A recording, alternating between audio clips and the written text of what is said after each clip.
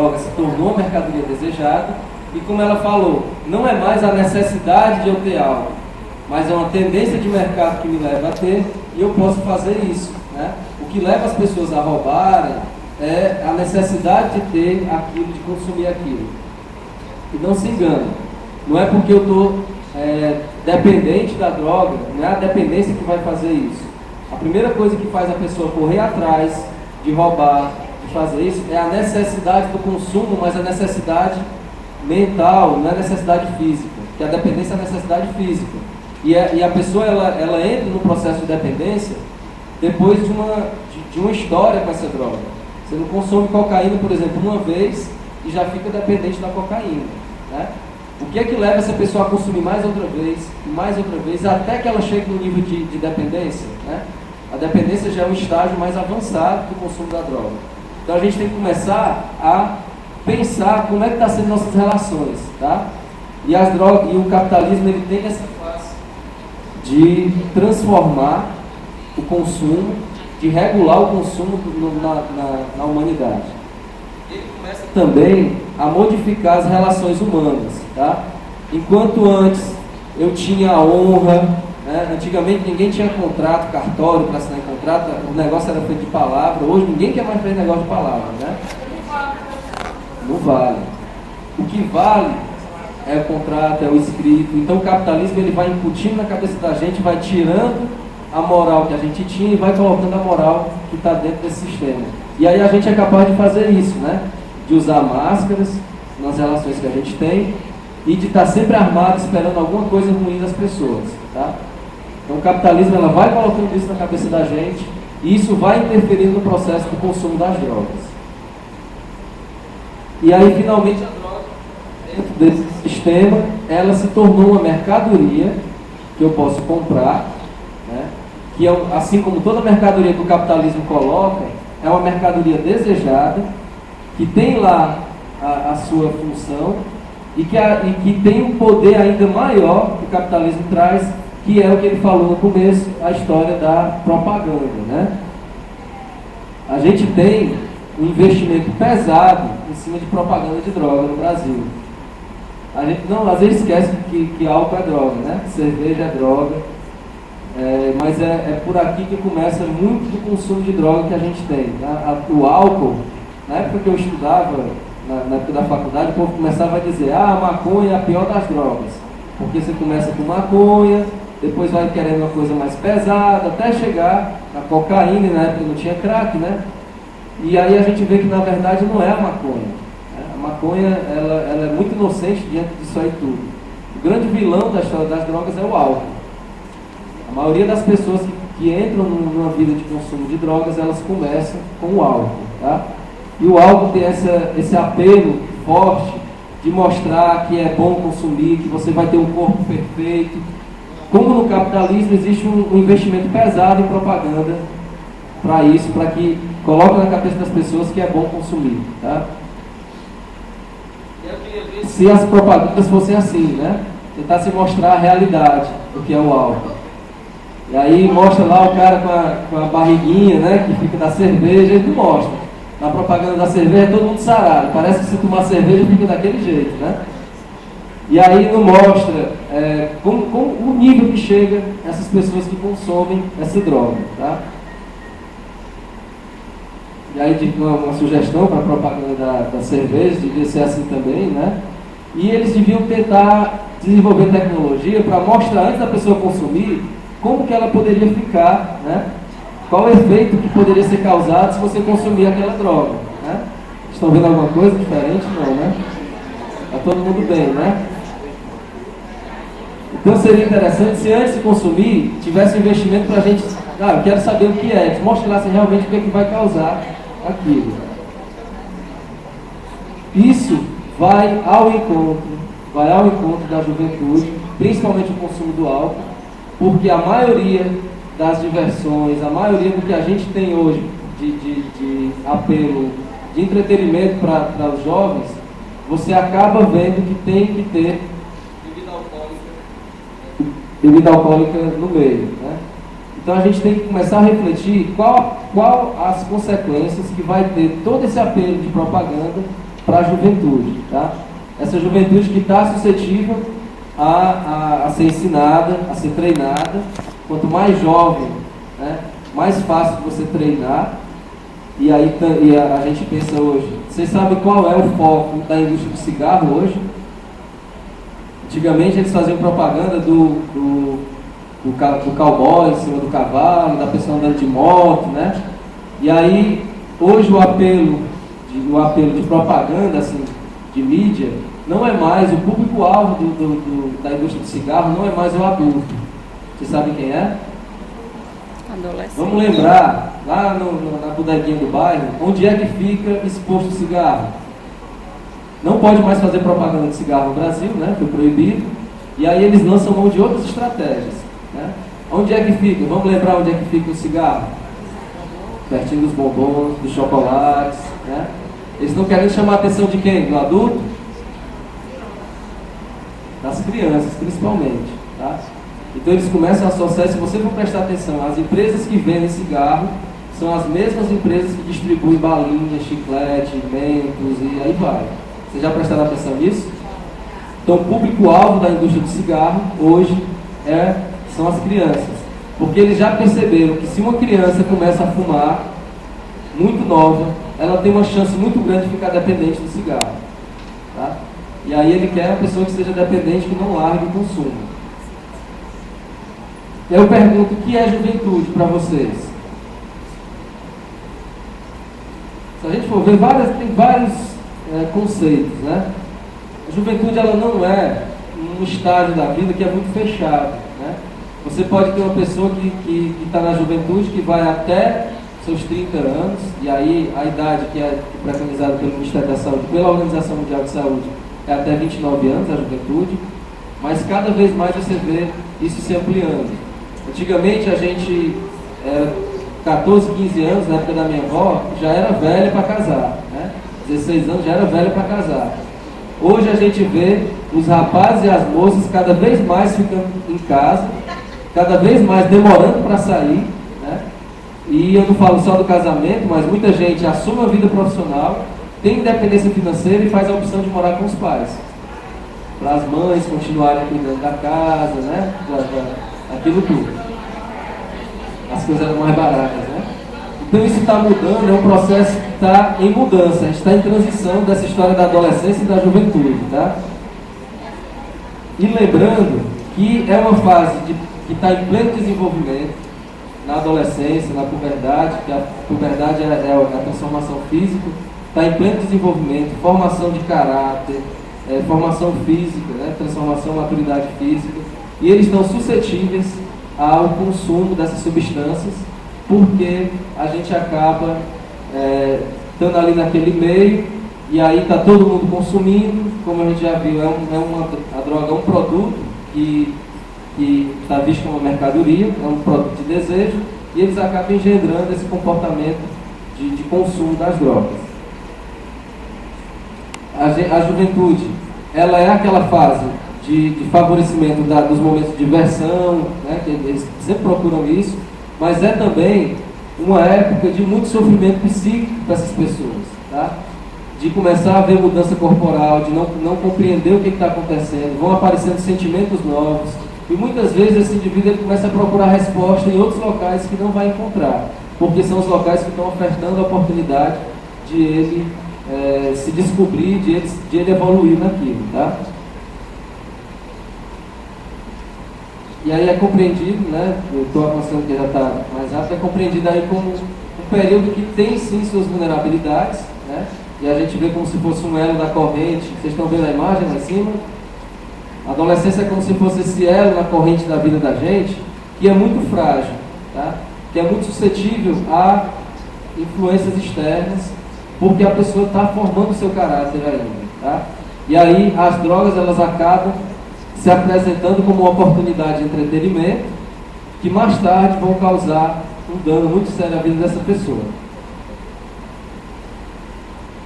É o que a gente estava falando, é um período de mudanças corporais, as primeiras relações, de formação, desemprego, pouco acesso ao ensino superior, então várias coisas vão influenciando nessa adolescência, que podem ser favoráveis ao consumo dessas substâncias.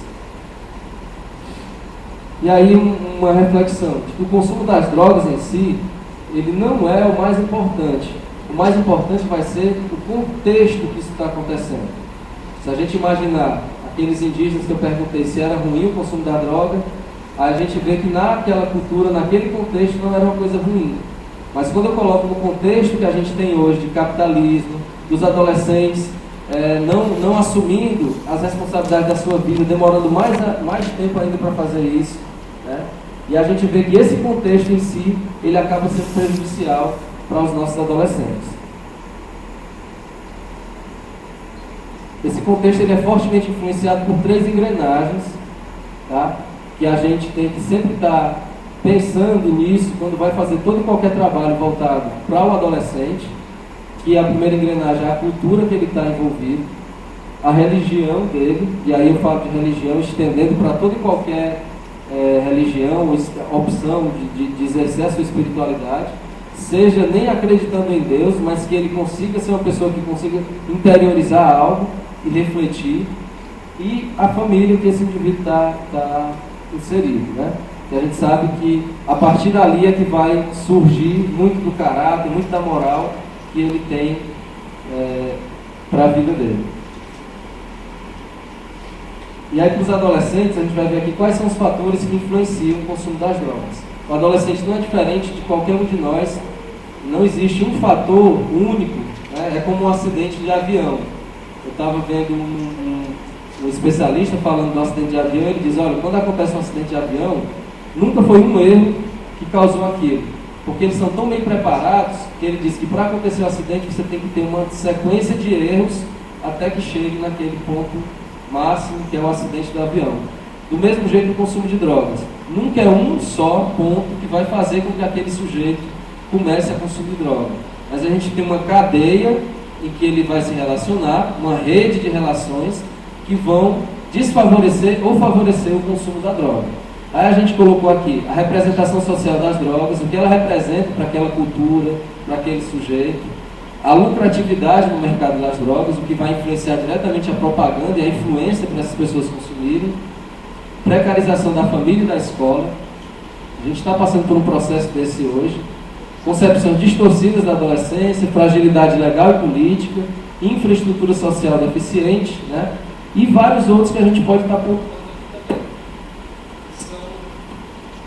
que são áreas da vida desses adolescentes que podem influenciar diretamente na opção em ele consumir ou não consumir a droga.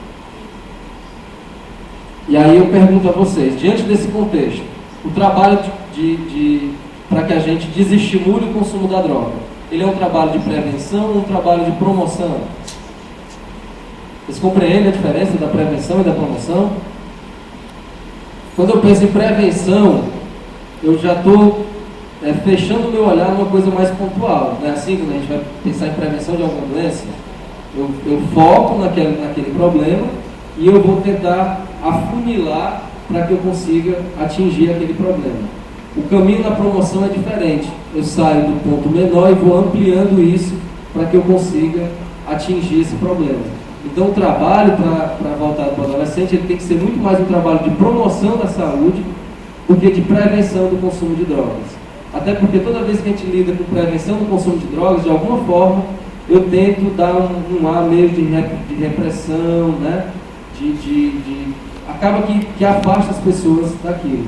O trabalho que eu estou fazendo na escola não é um trabalho que eu vou lá falar dos efeitos das drogas, mas a gente trabalha cidadania, trabalha cuidado com o corpo, e eu vou trabalhando aspectos que fortalecem a personalidade desse adolescente para que ele, diante de uma situação de consumo, ele possa fazer a opção dele em consumir ou não, e se ele fizer a opção de consumir, ele pode fazer a opção de consumir mais de forma consciente ou não, tá? E o último manual, um curso que eu fiz do SENAD, que é a Secretaria Nacional Antidrogas, ela trouxe esses fatores de fator de risco e fator de proteção, né? Eu vou mostrar aqui as tabelas de uma maneira mais rápida para a gente ver. E a gente começa a refletir que todas as áreas elas podem estar contribuindo ou não para o consumo de drogas dos adolescentes. Esses fatores eles estão alocados nos aspectos biológicos, na cadeia genética da pessoa, nas peculiaridades das relações interpessoais, nas interações familiares, nas oportunidades de contrato e convivência, nas sensações provocadas pelo efeito obtido com o uso da droga e na cultura em que cada um está inserido. Então a gente vê que não adianta eu ser pontual demais quando eu vou trabalhar com a promoção para o não consumo das drogas, né? Aqui no domínio comunitário ele pontua alguns aspectos, né, alguns fatores de risco que ele coloca: falta de oportunidade socioeconômica, fácil acesso às drogas lícitas ou ilícitas, né, permissividade em relação a algumas drogas. Isso, a permissividade do domínio comunitário. Se aquela comunidade é uma comunidade que aceita, por exemplo, o consumo do álcool, então isso vai favorecer com que os jovens também consumam. Inexistência de incentivo para que os jovens se envolvam em serviço comunitário, negligência no cumprimento de normas, né? E a gente tem os fatores de proteção, controle efetivo do comércio, reconhecimento da valorização, incentivo ao envolvimento dos jovens em serviços comunitários. E a gente começa a ver que não é só eu estar falando para esse jovem, explicando o que é droga, né? Batendo nessa tecla, eu não vou conseguir fazer com que ele desista de consumir. O próprio indivíduo, habilidades sociais, cooperação, habilidade para resolver problemas, vínculos positivos, autonomia, autoestima, tudo isso a gente consegue alcançar fazendo trabalho de promoção da saúde. Tá? Os fatores de risco para o consumo do indivíduo: a insegurança, insatisfação com a vida, sintomas depressivos, busca de prazer, curiosidade. Vou passar aqui mais rápido. Os fatores familiares, né? Pais que acompanham as atividades dos filhos, eles têm uma tendência a não consumir drogas. Estabelecimento de regras e condutas claras. E aí tem um psicólogo, um psicanalista, que eu assisti uma palestra dele, ele disse que os jovens, eles anseiam que os pais sejam muito coerentes, né? Então o pai, ele não pode dizer para o menino: olha, se você fizer isso, amanhã você não pega de jeito nenhum em televisão, em videogame, o que seja. Aí o pai vai e esquece, quando é amanhã o filho acaba pegando, né? Isso para o filho é extremamente negativo, porque ele espera que o pai dele seja coerente, para que ele tenha coerência com a vida dele. Ele espera que no outro dia, se ele pegar, o pai coloque de castigo, o pai começa a mostrar o que vai acontecer mesmo. E a gente tem que ter essa coerência na educação das crianças, para que quando chegar na adolescência, eles sejam um adulto que tenha coerência também. E aí, o Ivan Capelato, ele é um psicólogo que ele trabalha nessa linha com adolescentes também, e ele disse que a sociedade da gente, ela está perdendo uma característica que a gente tinha antes, né, que é de estimular nas pessoas um comportamento neurótico. E aí a neurose que ele fala não é a neurose de você ficar doido aí com as coisas, de ficar preocupado demais. Mas ele disse que o comportamento, que a neurose, ela é baseada em um tripé, que são 3 sentimentos, que é a raiva, o medo e a culpa. E aí ele diz que a gente começa a desestimular isso desde cedo nas crianças. Tá? Como? O menino você está na sala, a criança vai dizer assim: pai, vai comigo ali para eu pegar água na cozinha, que eu estou com medo. Aí vai: medo de quê? Não sei o que, você não pode ter medo. E começa a desestimular o medo. E a gente sabe que o medo, ele é um sentimento altamente importante para a sobrevivência humana. Quando começa a perder medo das coisas, começa a engendrar comportamentos de risco, né? E outro sentimento, a raiva. O menino não pode chorar, falar mais alto, que a gente já vai punir o menino. Ele não pode ter raiva.